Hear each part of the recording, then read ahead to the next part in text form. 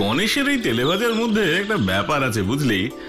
যাই করি না কেন, যেই বিকেল 5টা বাজে ব্যাস অমনি তেলেভাজার জন্য মনটা একদম ছটফট করতে থাকে। কোন এক অজানা আকর্ষণে যে এখানে ছুটে চলে আসি। হ্যাঁ রে ভাই, আমারও ঠিক একই অবস্থা। বিকেলবেলা এই তেলেভাজা আর সঙ্গে এক কাপ চা না খেলে মনটা কিরকম যেন ছটফট ছটফট করতে থাকে। ঠিকই বলেছিস। আমিও গণেশের তেলেভাজা খেতে খুব ভালোবাসি, তাই তো রোজ চলে আসি। এ নাও বাবুরা, তোমাদের একটা করে ফুলুরি আর বেগুনি খাও, তারপর চা দিচ্ছি।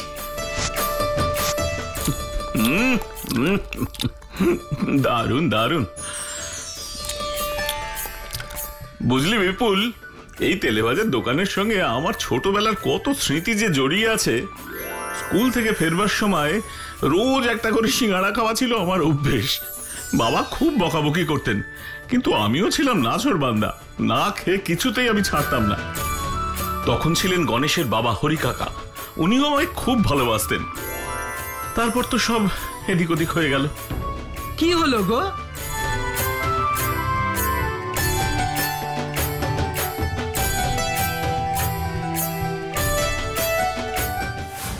আরে মাঠের ধারে জলাশয় আছে না একটা, সেখানে একদিন হরি কাকা বসে মাছ ধরছিলেন। কোথা থেকে একটা কুমির এসে হঠাৎ হরি কাকার উপর ঝাঁপিয়ে পড়ে আর নিমেষের মধ্যে নিয়ে জলে চলে যায়। গলার গামছা ছাড়া আর কোনো কিছুই পাওয়া যায়নি।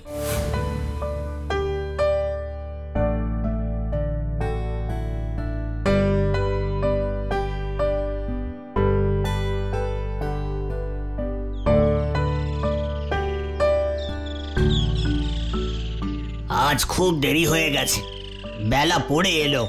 যাই বাবা, তাড়াতাড়ি দিঘিতে গিয়ে মাছ ধরে নিয়ে আসি। বাড়িতে বউ বাচ্চাগুলো সব বসে আছে।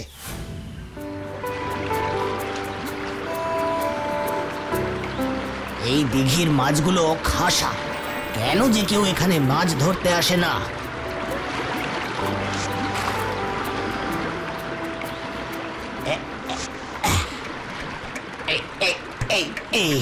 এই ছিপে টান লেগেছে, মনে হচ্ছে একটা বড় মাছ ফেসেছে।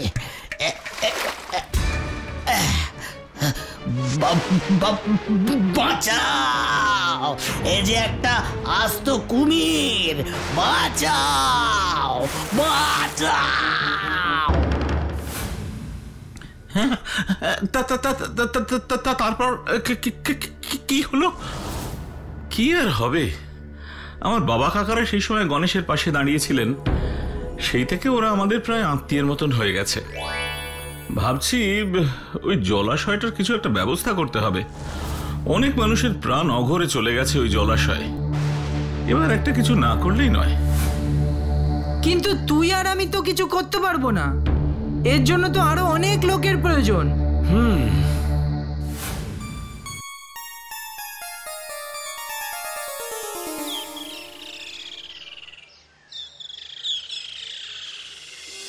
আচ্ছা শোনো সবাই, আজ আমাদের ক্লাবের সেক্রেটারি পরেশ কিছু বলবে তোমাদের। বন্ধুগণ, এক বিশেষ উদ্দেশ্যে আজ আমরা এখানে সবাই জমায়েত হয়েছি। এই নিশ্চিন্দিপুরের পাশেই যে দিঘির মাঠ আর তার পাশে যে জলাশয়টা আছে, সেখানে গেলে আজ পর্যন্ত কেউ ফিরে আসেনি। শুধু ওই একটি প্রাণীর জন্য আমরা এক এক করে গ্রামের অনেক লোকজনকে হারিয়েছি। কিন্তু এইবার তো এর একটা বিহিত করতেই হবে। কিন্তু পরেশদা, ওই জলাশয় শুনেছি কোনো এক দেবতার অভিশাপ আছে, তাই ওখানে যেই যায় তাকেই সেই দেবতা কুমিরের রূপ ধরে এসে নিয়ে চলে যায়। এই বিষয়টা কতখানি সত্যি আর কতটা গল্প সেটা ওখানে গেলেই আমরা জানতে পারবো।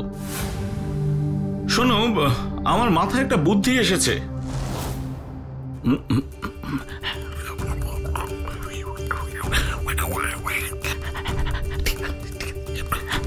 হ্যাঁ হ্যাঁ, ঠিক আছে ঠিক আছে, তাই হবে।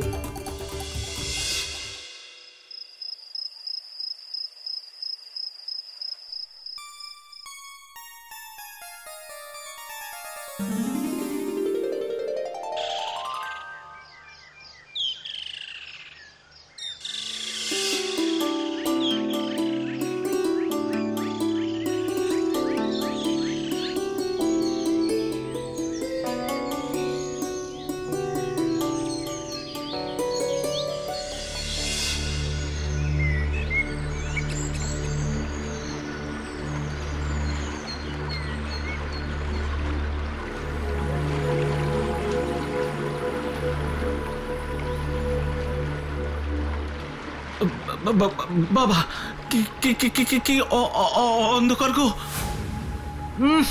আর কিরকম যেন একটা পচা গন্ধও বেরোচ্ছে। আমার না খুব ভয় করছে গো। ভীতুদের এখানে কোনো স্থান নেই। যার যার ভয় করছে এক্ষুনি যেতে পারো। আমি আজ এর শেষ দেখেই ছাড়বো।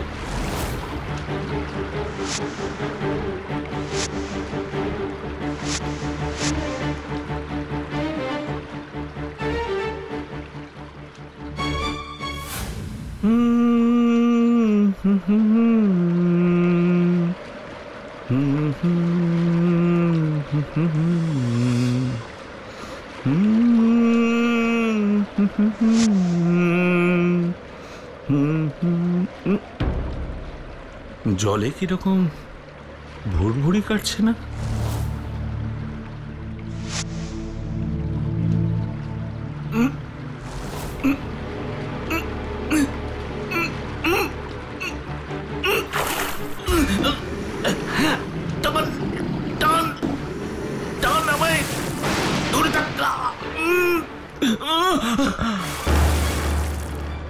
পরেশ, এই পরেশ, পরেশ, পরেশ, পরেশ, পরেশ, পরেশ।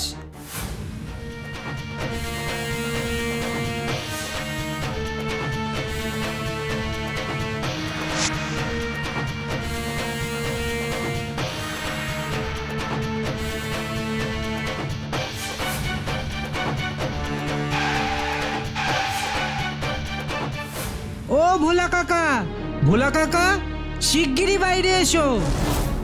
কি হয়েছে রে বিপুল, এত ভয় পেয়েছিস কেন? সর্বনাশ হয়ে গেছে কাকা। মাঠে জলাশয়ের কাছে আজ আমরা কয়েকজন বন্ধু মিলে গিয়েছিলাম ওই শয়তান কুমিরটাকে ধরার জন্য। বুদ্ধিটা অবশ্য পরেশই আমাদের দিয়েছিল, কিন্তু কুমিরটা ধরার আগেই ও পরেশকে নিয়ে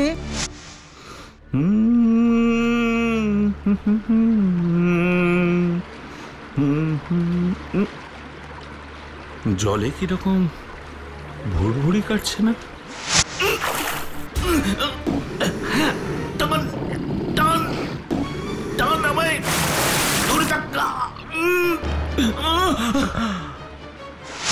বিপুল, কি বলছিস তুই?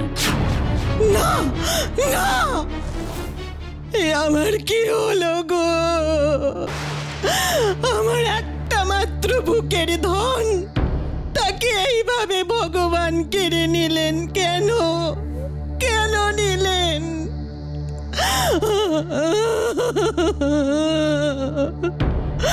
ওগো ওগো, তুমি যেখান থেকে পারো আমার বুকের মানিককে ফিরিয়ে নিয়ে এসো, ফিরিয়ে নিয়ে এসো আমার বুকের মানিককে। হ্যাঁ, আমাকে কিছু একটা করতেই হবে। এইভাবে আমি পরেশের কোনো ক্ষতি হতে দেব না, কিছুতেই না। তোরা সবাই চল আমার সঙ্গে।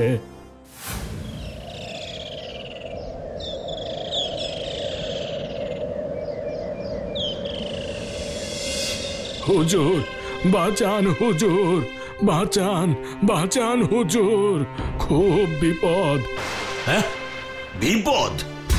কি আবার বিপদ হলো রে তোদের? আগে হুজুর, আমার ছেলে পরেশ আর তার কয়েকজন বন্ধু মিলে আজ মাঠের ধারে জলাশয়ের কাছে গিয়েছিল। সেখানে হুজুর ওই শয়তান কুমিরটা আমার ছেলেটারে ধরে নিয়ে চলে গেছে।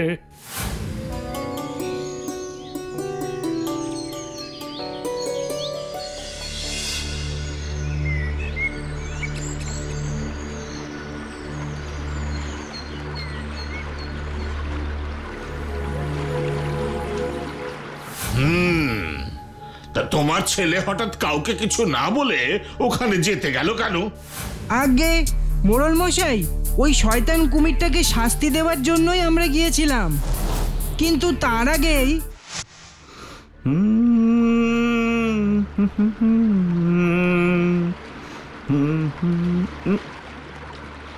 জলে কিরকম ভুড়ভুড়ি কাটছে না?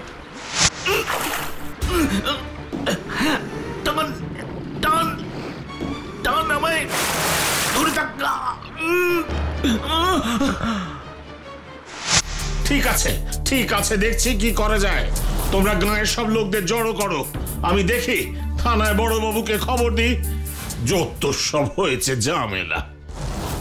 ঠিক আছে মোড়ল মশাই, আমরা এক্ষুনি সবাইকে জড়ো করে মাঠের দিকে যাচ্ছি। আপনি বড়বাবুকে নিয়ে আসুন।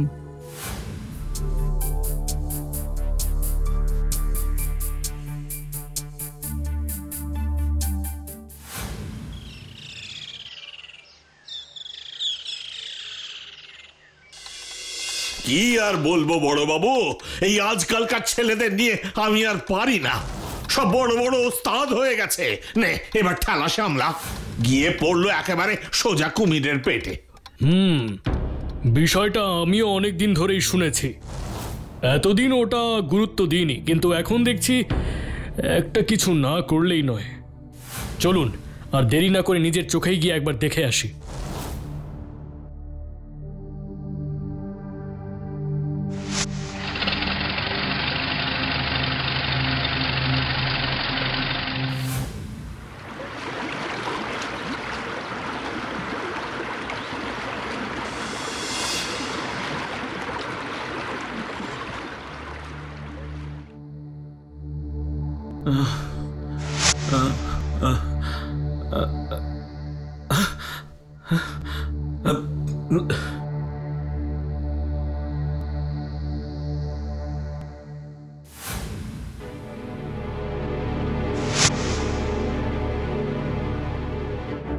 কি আমি কোথায়? তুমি কে? আমি ঝিমলি, এই জলাশয়ের ভিতরে থাকি। আমার বাবা জঙ্গলের দেবী বনবিবির উপাসক। দেবীকে খুশি করতে বাবা প্রত্যেক অমাবস্যায় আর পূর্ণিমায় শিকার খুঁজে নিয়ে আসে। আজ তো অমাবস্যা, তাই বাবা তোমাকেও নিয়ে এসেছেন। মানে আমাকে এখানে কেন নিয়ে এসেছেন? তোমাকে ঠাকুরের কাছে বলি দেওয়া হবে, তাতে ঠাকুর তুষ্ট হয়ে সারা বছর আমাদের খাবারের যোগান দিতে থাকবেন। এসব হলো অন্ধবিশ্বাস। এইভাবে দেবী কোনোদিন তুষ্ট হন না। আমরা সবাই তার সন্তান। মা কখনো সন্তানের মৃত্যু সহ্য করতে পারেন না তো। এই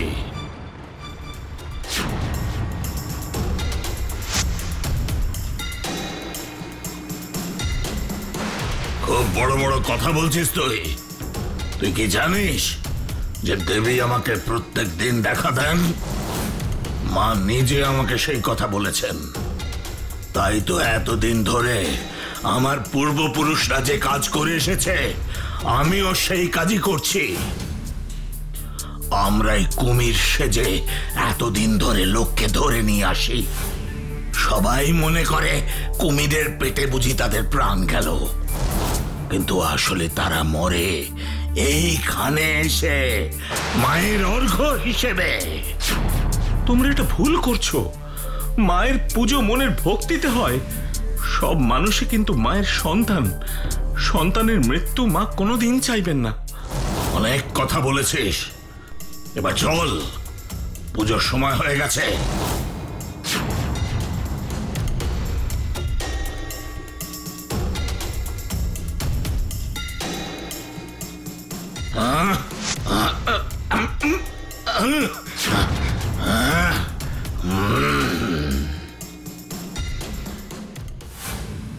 ওং শিবায় কারনেত্রায় হরপতায় নমঃ।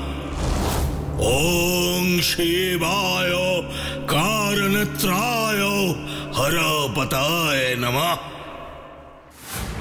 কেউ এক পাও নড়বে না। যারা জলের ভেতরে আছো তাড়াতাড়ি জলের ওপরে চলে এসো, না হলে আমরা কিন্তু এবার তোমাদের কাছে চলে যাব। এই এক্ষুনি ওদের এখান থেকে চলে যেতে বল। তোমরা তাড়াতাড়ি জলের নিচে চলে এসো, আমি খুব বিপদে আছি। পরেশ চিৎকার করলো, ও এখনো বেঁচে আছে। চল জলে এক্ষুনি সবাই ঝাঁপ দে। আমাদের বন্ধুকে যে করেই হোক বাঁচাতেই হবে।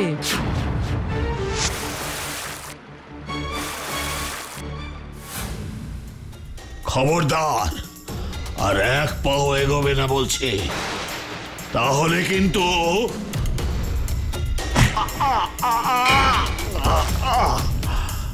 বেশ হয়েছে।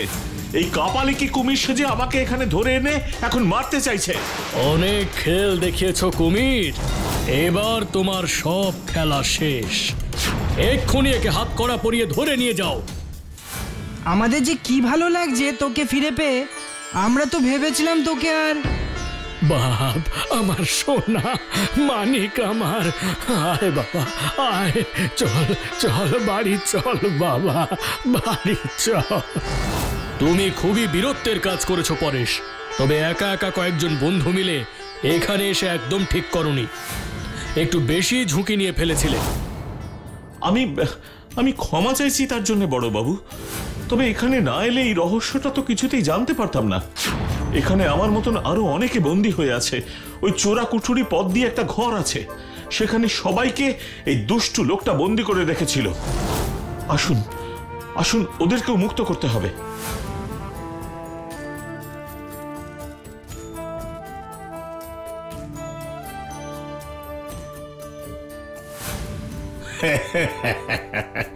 আপনাকে যে কি বলে ধন্যবাদ জানাবো বড় বাবু। আমাকে নয়, ধন্যবাদ জানান এই সাহসী ছেলেগুলোকে, যারা নিজেদের জীবনের পরোয়া না করে গাঁয়ের মানুষের ভালোর জন্য বিপদের মুখে ঝাঁপিয়ে পড়েছিল। আচ্ছা আজ আসি তাহলে, সবাই সাবধানে থাকবেন, ভালো থাকবেন। পরেশ পরেশ পরেশ পরেশ পরেশ। উফ, আমার খুব খিদে পেয়েছে, আগে কিছু খাই, খুব দুর্বল লাগছে। এই নে পরেশ, গাছ থেকে ডাসা পেয়ারা দুটো নিয়ে এসেছি, খেয়ে নে।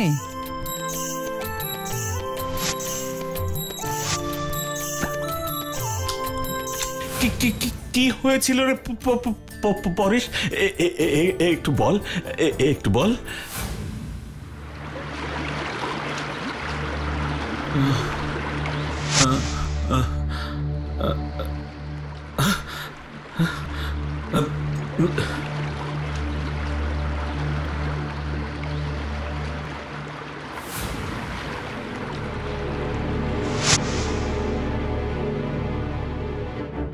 কি আমি কোথায়? তুমি কে? আমি ঝিমলি, এই জলাশয়ের ভেতরে থাকি। আমার বাবা জঙ্গলের দেবী বনবিবির উপাসক। দেবীকে খুশি করতে বাবা প্রত্যেক অমাবস্যায় আর পূর্ণিমায় শিকার খুঁজে নিয়ে আসে। আজ তো অমাবস্যা, তাই বাবা তোমাকেও নিয়ে এসেছেন। মানে আমাকে এখানে কেন নিয়ে এসেছেন? তোমাকে ঠাকুরের কাছে বলি দেওয়া হবে, তাতে ঠাকুর তুষ্ট হয়ে সারা বছর আমাদের খাবারের যোগান দিতে থাকবেন। এসব হলো অন্ধবিশ্বাস। এইভাবে দেবী কোনোদিন তুষ্ট হন না। আমরা সবাই তার সন্তান। মা কখনো সন্তানের মৃত্যু সহ্য করতে পারেন? পারেন না তো।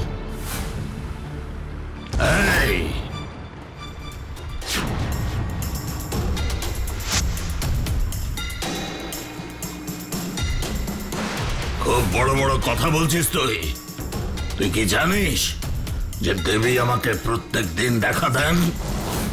মা নিজে আমাকে সেই কথা বলেছেন।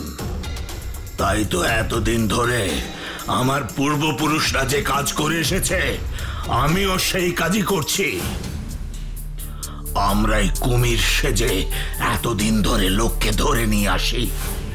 সবাই মনে করে কুমিরের পেটে বুঝি তাদের প্রাণ গেল, কিন্তু আসলে তারা মরে এইখানে এসে মায়ের অর্ঘ্য হিসেবে। তোমরা এটা ভুল করছো। মায়ের পুজো মনের ভক্তিতে হয়। সব মানুষই কিন্তু মায়ের সন্তান। সন্তানের মৃত্যু মা কোনোদিন চাইবেন না। অনেক কথা বলেছিস, ওঠ ওঠ, এবার চল।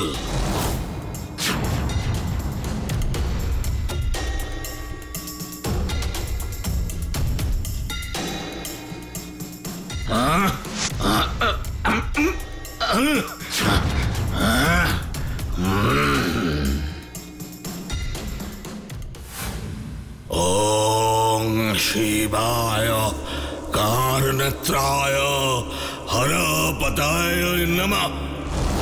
ओम शिवाय कारनेत्राय हरपताय नमः। কেউ এক পাও নড়বে না।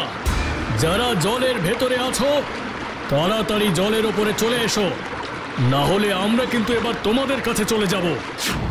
এই এই এক্ষুনি ওদের এখান থেকে চলে যেতে বল। তোমরা তাড়াতাড়ি জলের নিচে চলে এসো, আমি খুব বিপদে আছি। বাস তো পুরো সিনেমাকে হার মানাবে। সত্যি একবারের জন্য মনে হয়েছিল যে তোকে বোধহয় আমরা সারা জীবনের মতো হারালাম। তবে আমি বলেছিলাম না, মনে সাহস না থাকলে কোনোদিন কোনো কাজে সফলতা পাওয়া যায় না। মা মা বনবিবি, প্রণাম নিও।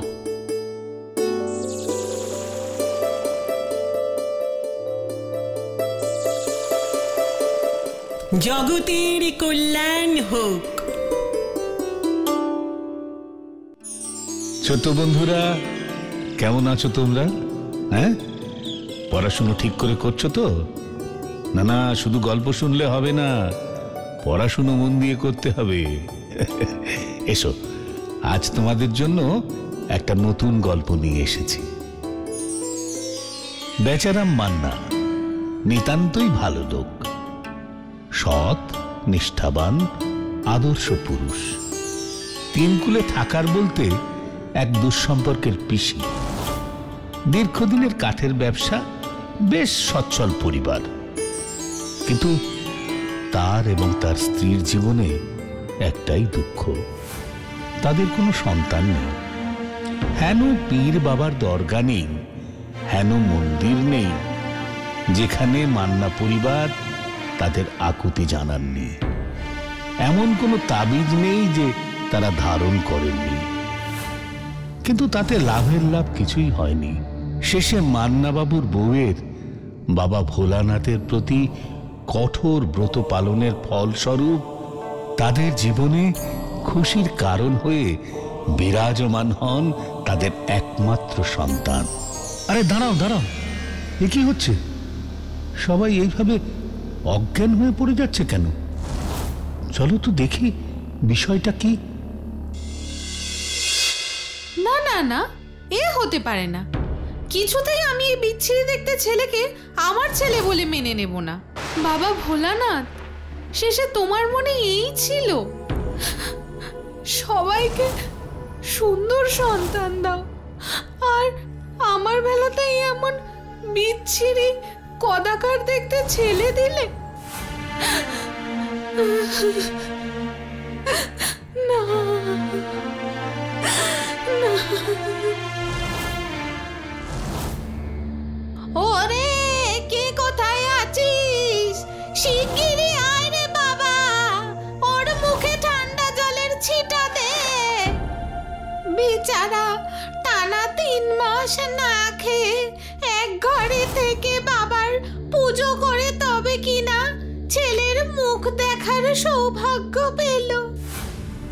আর দেখো অদৃষ্ট, এরকম কদাকার কিম্ভূতের মতো ছেলে দেখে এখন নিজেই বারবার ভিড়মি খাচ্ছে। কই গো, সব গেলে কোথায়? হ্যাঁ, আরে এতদিন পর বাড়িতে ছেলে এলো, কোথায় শাঁখ বাজবে, উলু দেবে তা নয়, একেবারে নিশ্চুপ নিঝুম বাড়ি। বলি, ও মান্না বাবু, মান্না বাবু। বলুন বলুন চাটুর্য মশাই, কেমন আছেন?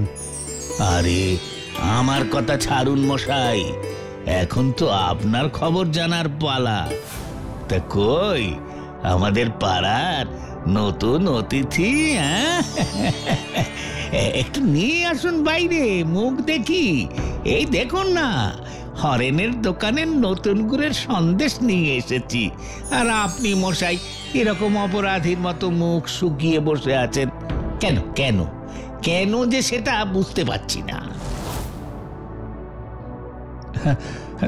না মানে মানে হ্যাঁ ওই ওই আসলে অনেক ধকল গেল তো। আচ্ছা আপনি আপনি বসুন, আমি দেখছি।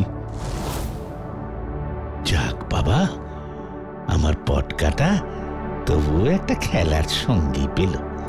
এই পাড়ায় এই একটাই ছেলে ছিল, এবার বেচার ছেলের সঙ্গে ও একটু খেলতে পারবে।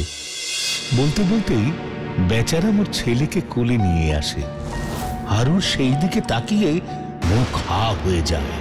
তার চোখ দুটো বড় বড় বড়ির মতো, নাক নেই, শুধু দুটো ফুটো, কান কুলোর মতো বড়, গায়ের রং একেবারে ব্ল্যাক ডায়মন্ড, আর সাধারণ বাচ্চার তুলনায় একটু বেশি লম্বা আর রোগা।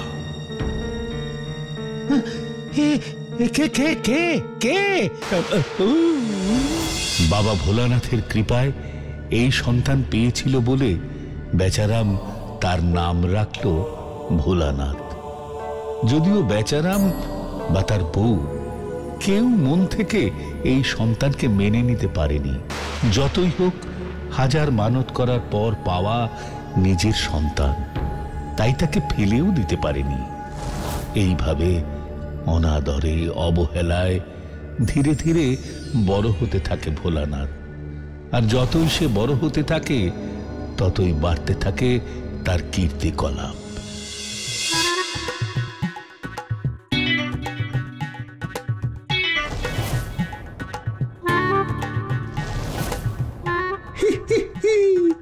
নেপাদের বাড়িতে আজ কেউ নেই, যাই ওদের বাগানে গিয়ে একটু পেট পুজো করে আসি। 5 ফুট উঁচু পাঁচিল এক পা দিয়েই পেরিয়ে গেল।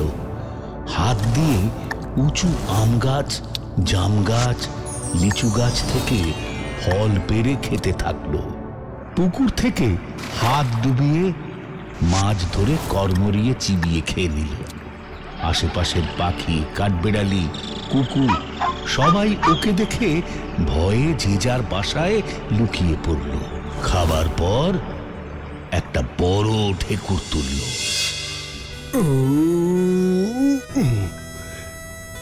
আজকের দুপুরের ভোজটা বেশ ভালোই হলো। যদি এরকম পেট পুজো হয় তাহলে দুদিনে আমার পেটও নেপার বাবার মতো গণেশের পেট হয়ে যাবে। কে রে, কে রে? আমার বাগানে কে? এক্ষুনি বেরো বলছি। এই রে, নেপার বাবা মনে হচ্ছে। যাই বাবা, পালাই।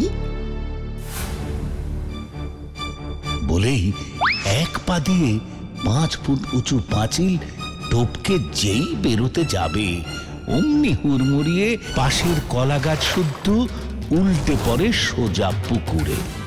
নেপার বাবা দৌড়ে আসে। এই কে কে কে কে কে ওখানে কে?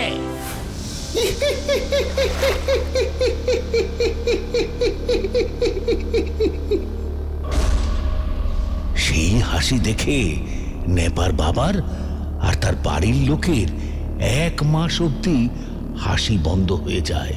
কারণ নেপার বাবা এতটাই ভয় পেয়ে যায় যে তার মুখ দিয়ে 1 মাস আর কোনো কথাই বেরোয়নি। বেচারাম আর তার বউ দিন দিন তার ছেলের জন্য অতিষ্ঠ হয়ে ওঠে। না, আর পারছি না। প্রতিদিন, প্রতিটা দিনই আমাকে এই ছেলের জন্য সবার কাছে মুখ ঝামটা খেতে হচ্ছে। পাড়ার এমন একটা লোকও বাকি নেই যে আমাকে মুখ ঝামটা শোনায়নি। এমনকি ওই চায়ের দোকানের জগা, সেও আমাকে বলে কি না যে আমার ছেলে চোর, চুরি করে ওর সব বিস্কুট খেয়ে নিচ্ছে। ছি ছি ছি ছি ছি, মান সম্মান সব ধুলোয় মিশিয়ে দিল। আজ আসুক, আসুক একবার। আজ ওরই একদিন কি আমারই একদিন। ভালো কথা বলছি, তাড়িয়ে দাও ওই ছেলেকে। ওই রকম ছেলে থাকার চেয়ে না থাকাই ভালো। ওই দিনগুলোর কথা মনে আছে তো গিন্নি?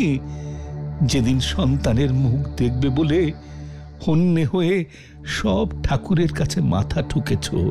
আজ আমার সন্তান রূপে গুণে আর 5 জনের মতো হতে পারেনি বলে তাকে ঘর থেকে তাড়িয়ে দেবার কথা বলছো? তুমি তাহলে তোমার আদরের সন্তানকে কোলে বসিয়ে পুজো করো। আমি কিন্তু ওর কোনো দায়িত্ব নিতে পারবো না।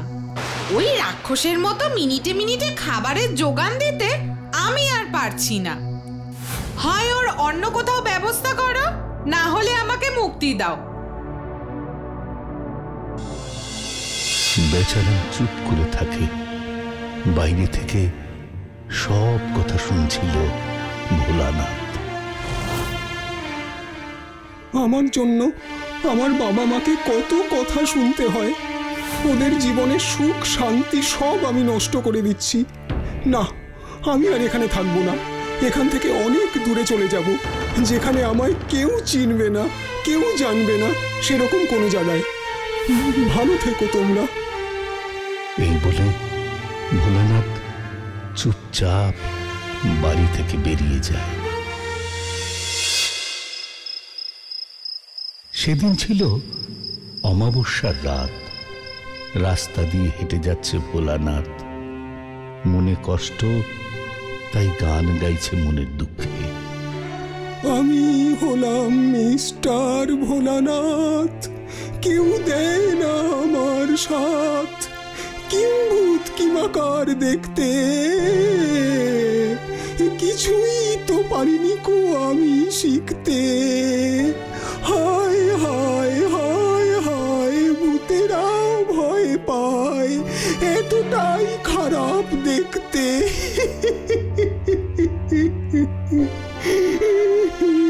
আমি হলাম ভোলানাথ।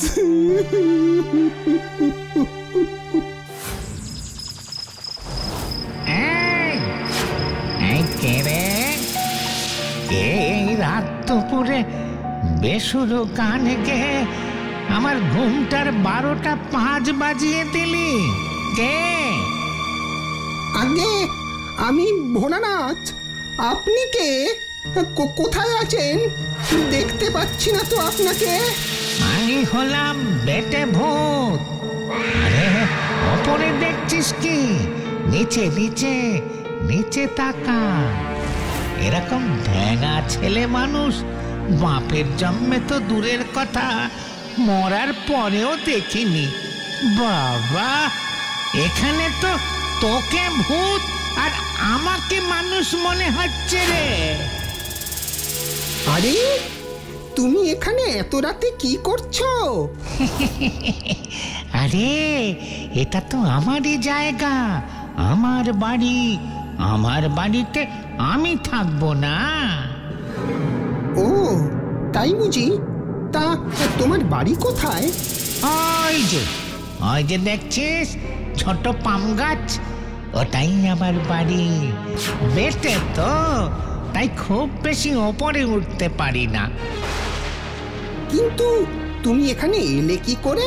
সে অনেক কথা, আমার দুঃখের কথা। কি আর বলবো তোকে?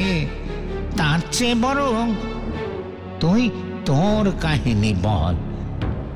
জ্যান্ত অবস্থায় এই মরার দেশে কেন এলি? তাহলে শোনো। না না না, এ হতে পারে না। কিছুতেই আমি এই বিচ্ছিরি দেখতে ছেলেকে আমার ছেলে বলে মেনে নেব না। বাবা ভোলানাথ, শেষে তোমার মনে এই ছিল? সবাইকে সুন্দর সন্তান দাও, আর আমার বেলাতেই এমন বিচ্ছিরি কদাকার দেখতে ছেলে দিলে। না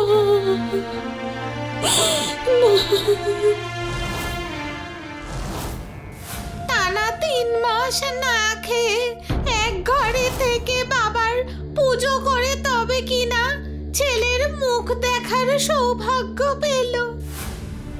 আর দেখো অদৃষ্ট, এরকম কদাকার কিম্ভূতের মতো ছেলে দেখে এখন নিজেই বারবার ভিড়মি খাচ্ছে। তা কই আমাদের পাড়ার নতুন অতিথি, হ্যাঁ? একটু নিয়ে আসুন বাইরে, মুখ দেখি। এই দেখুন না, হরেনের দোকানের নতুন গুড়ের সন্দেশ নিয়ে এসেছি। আর আপনি মশাই এরকম অপরাধীর মতো মুখ শুকিয়ে বসে আছেন কেন? কেন কেন যে সেটা বুঝতে পারছি না। না মানে মানে হ্যাঁ, ওই ওই আসলে অনেক ধকল গেল তো। আচ্ছা, আপনি আপনি বসুন, আমি দেখছি।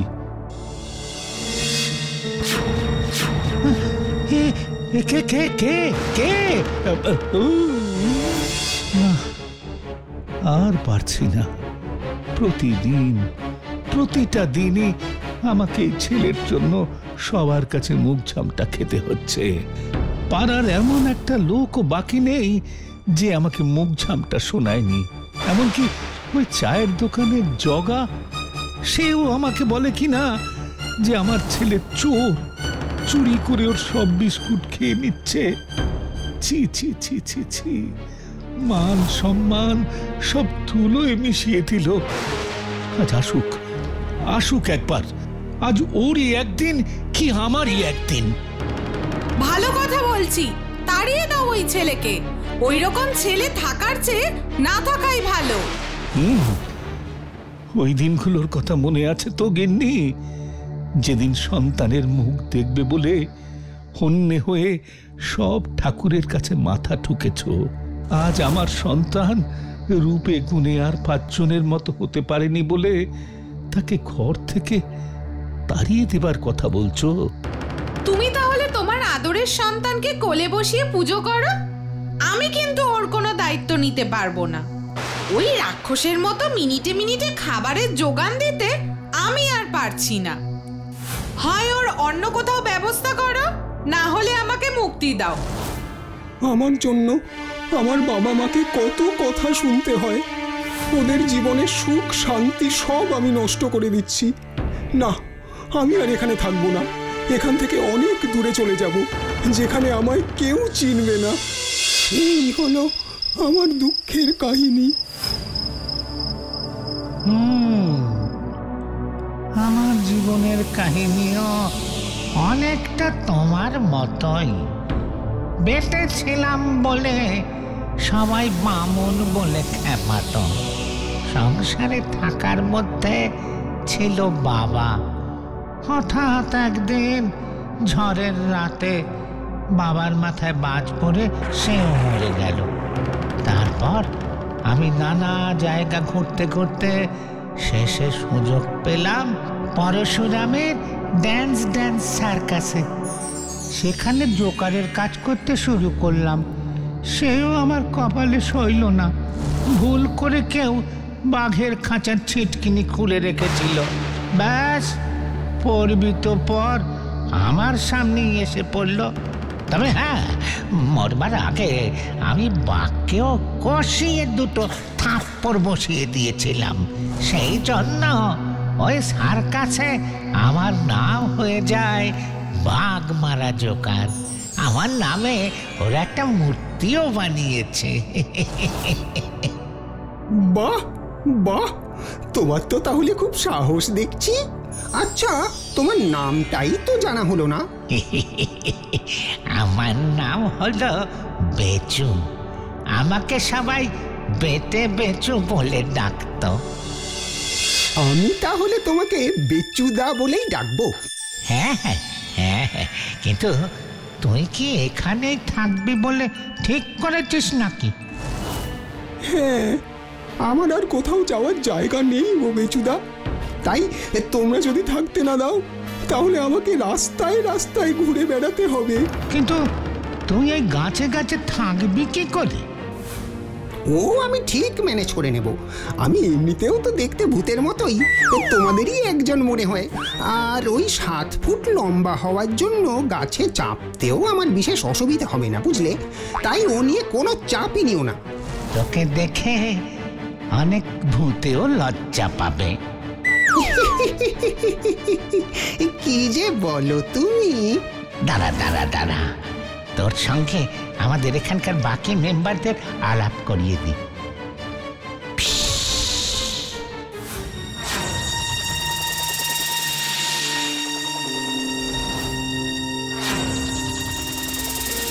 Hello hello, how are you, how are you? বাবা, ভূতেও আবার ইংরেজি বলে? তোমাদের এখানে কি সবাই ইংরেজ ভূত আছে? এখন ভূতেদেরও রেভলিউশন চলছে। ভূত মানে এখন শুধু ন্যাকা ন্যাকা গলার কথা বলা বা চোখ লাল করে ভয় দেখানো নয়, আমাদেরও সমাজের অনেক কাজে যোগ দিতে হয়। কত লোকের ভবিষ্যৎ বলার জন্য আমাদের ডাকা হয়, আবার কারোর দীর্ঘদিনের অসুখ সারিয়ে দেবার জন্য আমাদের ডাকা হয়। বিভিন্ন জায়গায় বিভিন্ন ভাষার লোকজন থাকে, তাই আমরাও নিজেদের আপডেট করছি। বাহ, খুব ভালো। আমিও তোমাদের একজন হতে পেরে খুব খুশি। আমরাও খুশি। আজ থেকে তুমি হবে আমাদের গানের মাস্টার মশাই। সত্যি গানখানা কিন্তু খাসা গেয়েছিলে। আরেকটা গান গাও না। আরেকটা গান গাও না। আচ্ছা আচ্ছা, গাইছি, শোনো।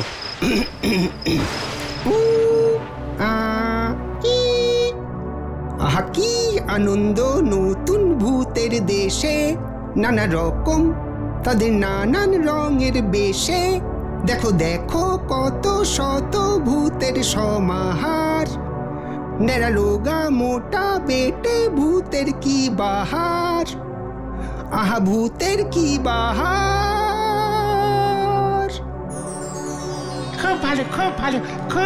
খুব ভালো। কিন্তু তুই যে এখানে চলে এলি, তার বাড়ির লোকেরা চিন্তা করবে না তো? না না, ওরা আমার মতো বিচ্ছিরি দেখতে ছেলের জন্য লজ্জায় কারো কাছে মুখই দেখাতে পারে না। তুমি আমাদের ছেড়ে যেও না। ওই যে পুকুর পাড়ে লম্বা শ্যাওড়া গাছটা দেখছ, আজ থেকে তুমি ওখানেই থেকো। আর এখানে পুকুরে অনেক মাছ আছে, গাছে ফল আছে, তোমার খাসা খাওয়া দাওয়া হবে, কোনো অসুবিধে হবে না তোমার। তোমাদের মতো এত ভালো বন্ধু পেয়েছি, আর কি কেউ যায় তোমাদের ছেড়ে? মানুষরা আমাকে যতটা ঘেন্না করেছে, তোমরা আমাকে ততটাই ভালোবাসা দিয়েছো। তাই আজ থেকে আমি তোমাদেরই একজন।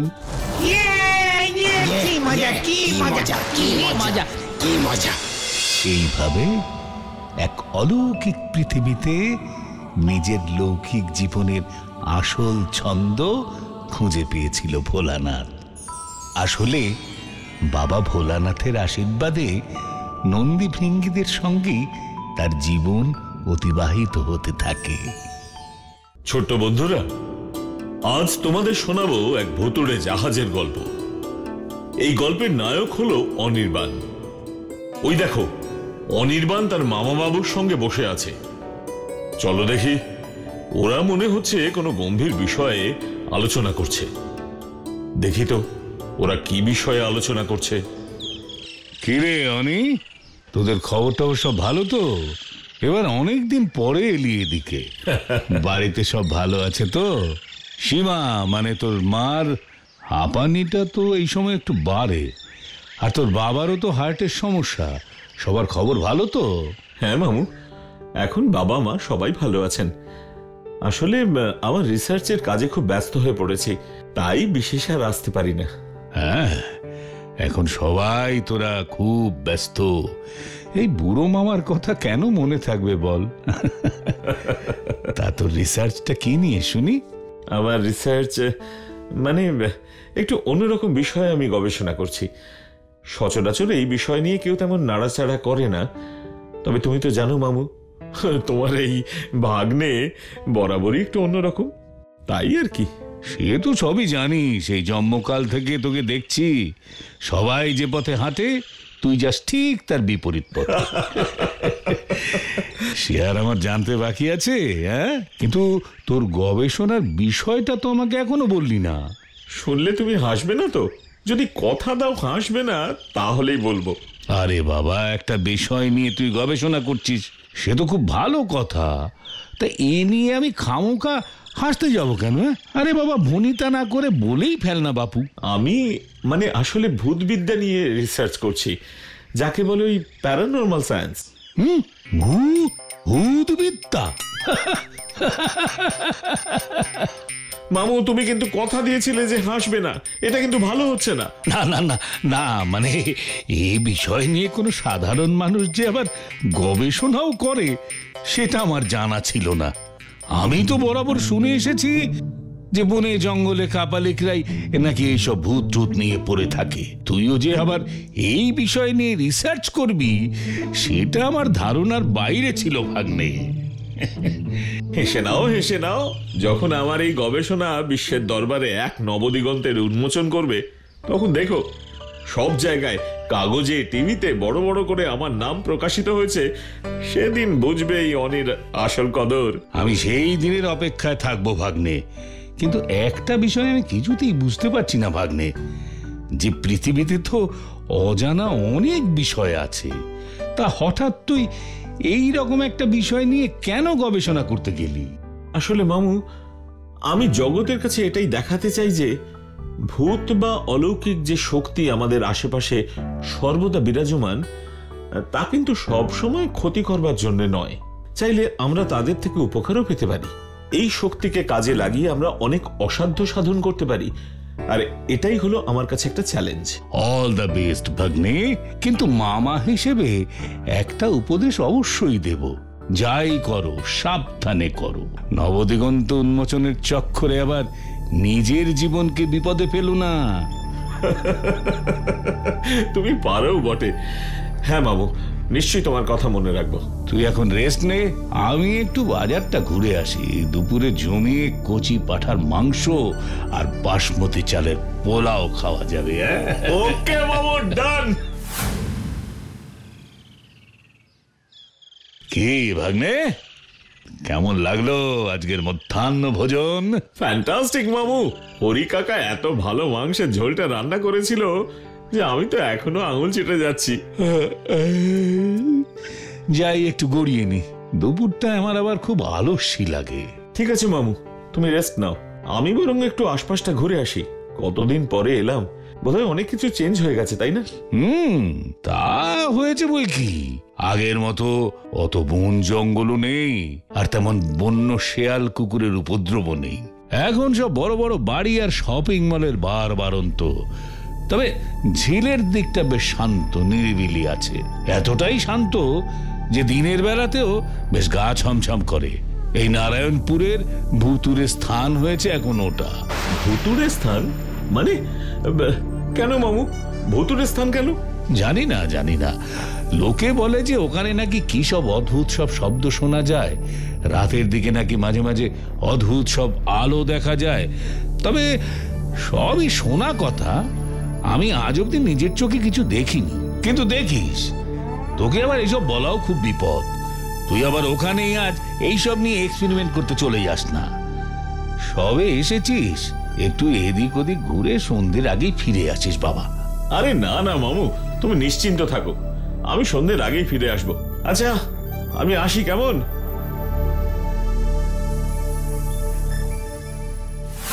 সত্যি ছোটবেলার কত স্মৃতি জড়িয়ে আছে এই নারায়ণপুরের সঙ্গে। বাবা মার সঙ্গে কতবার যে এসেছি এখানে, তখন এত উন্নতও ছিল না, কিন্তু তবুও খুব ভালো লাগতো। সব গাছ কেটে বন জঙ্গল সাফ করে উন্নত হয়েছে ঠিকই, কিন্তু কোথায় যেন সেই পুরনো দিনগুলোকে খুব মিস করছি। আর এইসব ভেবে কি হবে? সময়ের সঙ্গে নিজেকে মানিয়ে নিতে হবে gentleman. This is call life. কে আপনি? বলবো সব বলবো বলেই তো সেই কখন থেকে এখানে বসে আছি। Come here young man. বলবেন বলে বসে আছেন? মানে কাকে বলবেন বলে বসে আছেন? মানে আমি যে এখানে আসবো সেটা তো আপনি জানতেন না, আর তাছাড়া আমি মনে মনে কি ভাবছিলাম সেটাও তো আপনার জানার কথা নয়। তাহলে আরে দাঁড়াও দাঁড়াও দাঁড়াও, এত উত্তেজিত হয়েও না। ভয় পেয়ে গেলে নাকি? হ্যাঁ,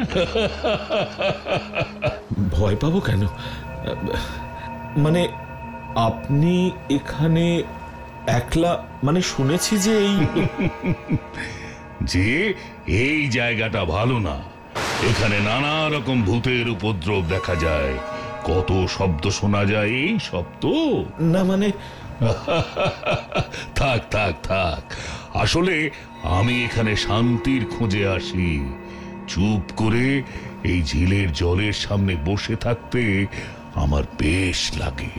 আর ভূত জাতীয় প্রজাতিটিকে আমি বিশেষ ভয় পাই না, কারণ বিনা কারণে ওরা কোনোদিন কারোর ক্ষতি করে না। না না, মানে আমি ঠিক সেটা বলিনি। আসলে আপনাকে হঠাৎ এখানে দেখে আমি একটু অবাক হয়ে গিয়েছিলাম, তাই আর কি। অবাক হবারই কথা। আসলে আপনার মতো আমিও একটু অন্যরকম, তাই একটু ফাঁকা নিরিবিলি নির্জন পছন্দ করি। আপনি কিন্তু মশাই একের পর এক বাউন্সার দিয়ে যাচ্ছেন, আর আমার কিউরিওসিটিও বাড়িয়ে যাচ্ছেন। আমার নাম হলো রবিন ডিসুজা। রবিন ডিসুজা? এখান থেকে কিছুটা দূরেই আমার বাড়ি। আচ্ছা। পেশায় জাহাজের ক্যাপ্টেন। ও রিয়েলি? ছোট থেকেই এই জায়গাটা আমার ভীষণ প্রিয়, তাই আর কি ছেড়ে যেতে পারি না। আসলে প্রিয় জিনিসের মোহ কাটিয়ে ওঠা সে তো খুব সহজ নয়, তাই বারবার এখানে চলে আসা। আর এই দিকটায় খুব দরকার না পড়লে সাধারণত কোনো মানুষের আগমন ঘটে না। তাই অনেক দিন পর একজন মানুষকে, মানে এই আপনাকে সামনে পেয়ে মনে হলো আপনিও বোধহয় আমার মতোই প্রকৃতি প্রেমী। তাই আর কি প্রথম দেখেই আপনাকে অনুমান করেছিলাম যে আপনিও হয়তো আমার মতোই নারায়ণপুরের পরিবর্তন দেখে আফসোস করছেন। সবটাই আমার অনুমান আর কি। ও আচ্ছা, নমস্কার। আমি অনির্বাণ রায়। এখানে মামার বাড়িতে ছুটি কাটাতে এসেছি। তা ভালো করেছেন, ভালো করেছেন। আমার তো এখন শুধু ছুটি আর ছুটি। মানে এই যে আপনি এক্ষুনি বললেন আপনি জাহাজের ক্যাপ্টেন? ছিলাম প্রায় 10 বছর। আর নেই। নেই? নেই মানে? মানে ক্যাপ্টেন নেই।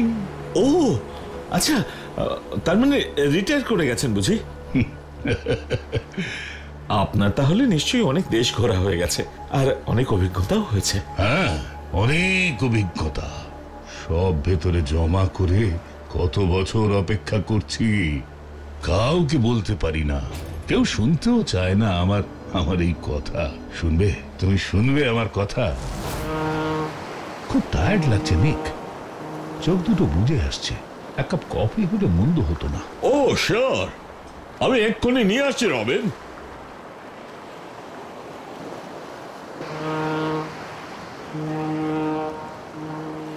থ্যাংক ইউ নিক।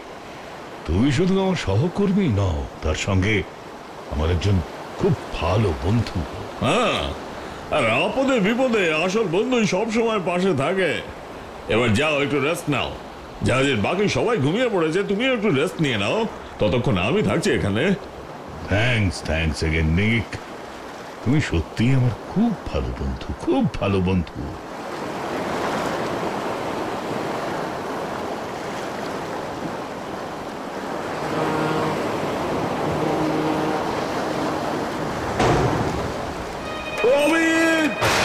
রবিন, বাঁচাও, বাঁচাও রবিন।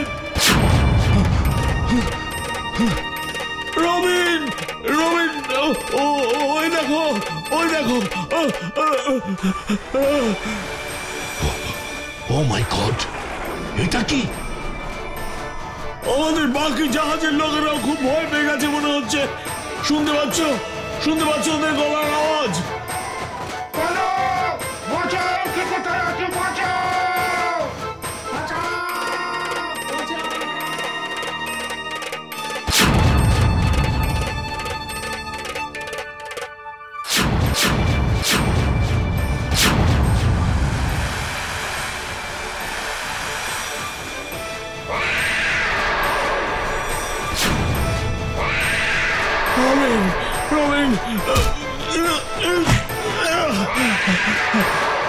প্রবীণ! না না, এটা এটা কি করলে নিক? এটা কি করলে তুমি? নিজের জীবন দিয়ে আমাকে বাঁচিয়ে দিয়ে গেলে নিক। না না, তোমার এই বলিদান আমি বৃথা হতে দেব না। আমি এর প্রতিশোধ নেবই, এর প্রতিশোধ আমি নেবই।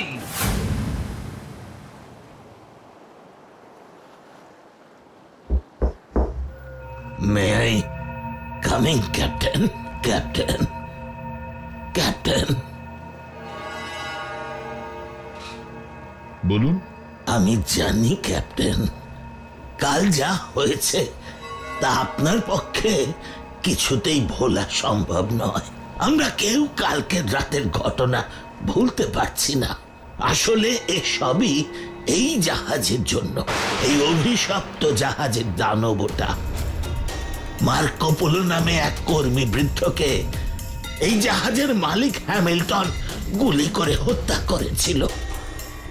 বয়সজনিত কারণে সে বেশি কাজ করতে পারত না ক্যাপ্টেন, তাই নিষ্ঠুর হ্যামিল্টন তাকে গুলি করে মেরে ফেলে। মারা যাবার সময় সে অভিশাপ দিয়ে যায় যে এই জাহাজে সে আর কাউকে আসতে দেবে না। যারা যারা এই জাহাজে এসেছে তাদের সকলেই এইভাবে মারা গেছে। এবার এবার আমাদের পালা ক্যাপ্টেন, এবার আমাদের পালা। আমি আমার বন্ধুর মৃত্যুর প্রতিশোধ নেবই, এ আমার প্রতিজ্ঞা। কিন্তু আপনি এত কথা কি করে জানলেন?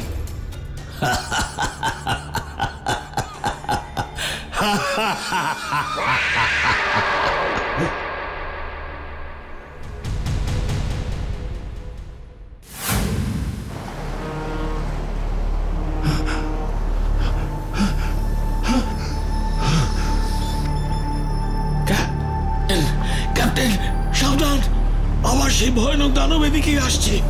এই মাত্র তার গলার আওয়াজ শুনতে পেলাম।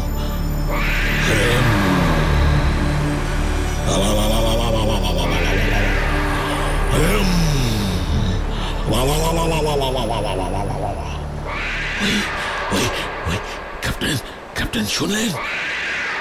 তোমরা সবাই যে যার ঘরে চলে যাও, দরজাগুলো ভালো করে লক করে দিও। আমি আছি এখানেই, ও আসুক, আমি ওর জন্যই অপেক্ষা করছি। না ক্যাপ্টেন, আপনাকে আমি এভাবে একা কিছুতেই ছেড়ে যেতে পারবো না। আমিও থাকবো আপনার সঙ্গে। আমি যা বলছি তাই করো, ইটস মাই অর্ডার। আয় আয় শয়তান, আমি তোর জন্যই অপেক্ষা করে আছি।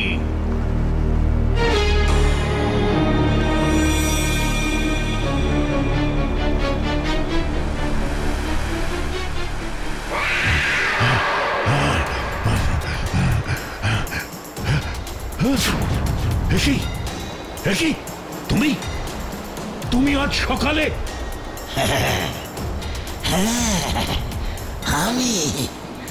আমি হলাম সেই মার্কো পোলো। আমার অভিশাপে এই জাহাজের কেউ বেঁচে থাকবে না। আমি কাউকে ছাড়বো না। এই হ্যামিল্টন জাহাজ আমি ধুলোয় মিশিয়ে দেব। আর হবে না, আর হবে না শয়তান।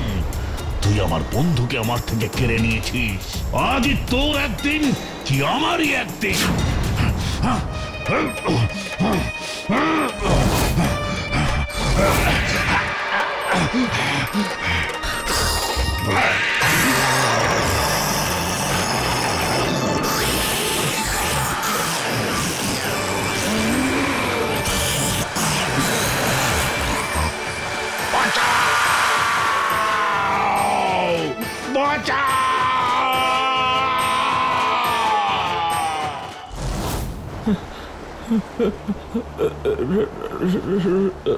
রবিন,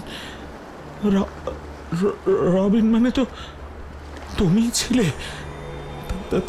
তাই না?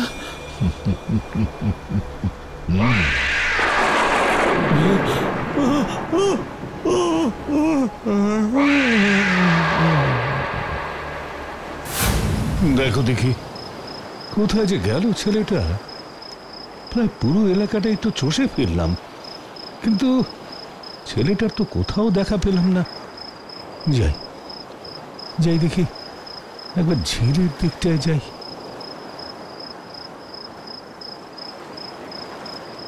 হ্যাঁ, অনি না ওটা? অনি, অনি, এই অনি, কি রে এখানে মাটিতে শুয়ে পড়েছিস কেন? হ্যাঁ, ওঠ ওঠ, উঠে পার। এই যে ঘুরতে ঘুরতে ক্লান্ত হয়ে একটু শুয়ে পড়েছিলাম মামু, কখন চোখ লেগে গেছে। বলেছিলাম এই জায়গাটায় না আসতে, সেই তুই এলি। নে চল চল, সন্ধ্যা হয়ে গেছে, তাড়াতাড়ি বাড়ি চল। হ্যাঁ মামু। আচ্ছা মামু, এখানে রবিন ডিসুজা বলে কাউকে চেনো তুমি? জাহাজে কাজ করতেন। হ্যাঁ, এ সামনেই ওর বাড়ি, কিন্তু রবিন তো প্রায় 10 বছর হলো নিখোঁজ। ওর অপেক্ষায় এখন ওর বৃদ্ধ বাবা দিন গুনছেন। কিন্তু তুই কি করে ওকে চিনলি? হ্যাঁ, সে কথা পরে বলবো না হয়, কিন্তু তার আগে আমাকে একবার ওর বাড়িতে যেতে হবে। বাড়িতে? হ্যাঁ। কেন রে? আমাকে একবার নিয়ে যাবে মামু ওনার বাড়িতে? ঠিক আছে ঠিক আছে, চল তাহলে।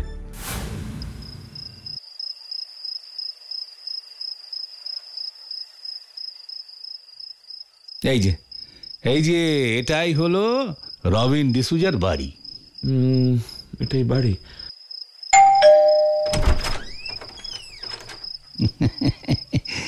আরে সুকমল বাবু, আপনি ভেতরে আসুন, ভেতরে আসুন। এ হলো আমার ভাগ্নে অনির্বাণ, আজই এসেছে এখানে কয়েকদিনের জন্য বেড়াতে, তাই আপনার সঙ্গে আলাপ করাতে নিয়ে এলাম। ভালো করেছো, ভালো করেছো সুকমল। এই বাড়িটা আমাকে যেন গিলতে আসে। কতদিন হয়ে গেল কোনো মানুষের মুখ দেখিনি, কারোর সঙ্গে একটাও কথা বলিনি। কতদিন পর তোমাদের দেখে খুব খুব ভালো লাগছে। এই ছবিটা কার? এটা এটা আমার একমাত্র ছেলে রবিনের ছবি। আজ প্রায় 10 বছর হয়ে গেল রবিন বাড়ি ফেরেনি। ও যাদের সঙ্গে কাজ করত তাদেরও কোনো খবর কেউ দিতে পারেনি। কোথায় যে গেল আমার এই ছেলেটা। তবে আমার মন বলে ও একদিন ঠিক ফিরে আসবে। আমি জানি ও যতদিন না আসে আমি শান্তিতে মরতেও পারবো না। আমি জানি ও একদিন ঠিক ফিরে আসবে, ঠিক ফিরে আসবে। আসলে আঙ্কেল, আমি রবিনের বন্ধু। ছবিটা দেখে আমি চিনতে পারিনি, কারণ অনেকটা পুরনো দিনের তো। আসলে ও একটা বিশেষ কাজে বাইরের দেশে আটকে পড়েছে, তাই আসতে পারছে না। আর কবে আসতে পারবে তারও কোনো ঠিক নেই। তাই ও আমাকে বলেছে যে ও যতদিন না আসতে পারে আমি যেন আপনার দেখাশোনা করি। কিন্তু তাই বাবা, আমার চেয়ে আজ কি আনন্দ হচ্ছে। এতদিন পর গড মুখ তুলে চেয়েছেন। তোমরা বসো একটু বসো। আমি একটু কেক নিয়ে আসি তোমাদের জন্য। আজ নয়, এখন বরং আমরা আসি। আমার কিছু কাজ বাকি আছে, তবে আমি কথা দিলাম যতদিন এখানে আছি রোজ দুবেলা আমি এখানে আসব। আর আপনি মন খারাপ করবেন না একটু। রবিন যেখানেই থাকুক জানবেন ও খুব ভালো আছে আর আপনার সঙ্গেই আছে। বেঁচে থাকো মামু। চলো ওঠো। এই অনি, ব্যাপারটা কি বলতো? কিছুই তো বুঝতে পারলাম না। পৃথিবীতে এমন অনেক কিছুই হয় মামু, যা আমাদের আয়ত্তের মধ্যে থাকে না, যার কোনো ব্যাখ্যা হয় না, তবুও তা হয় এবং তার থেকে আমরা অনেক শিক্ষাও নিয়ে থাকি। আজ ওই অসহায় বৃদ্ধ মানুষটার মুখে একটু হাসি ফোটাতে পেরে আমার যে কি ভালো লাগছে তা বলে বোঝাতে পারবো না মামু। কতদিন পর আজ উনি আবার হাসলেন, যা কোটি টাকা দিয়েও কখনো কেনা যাবে না। That's my boy. I'm proud of you, my boy. Proud of you.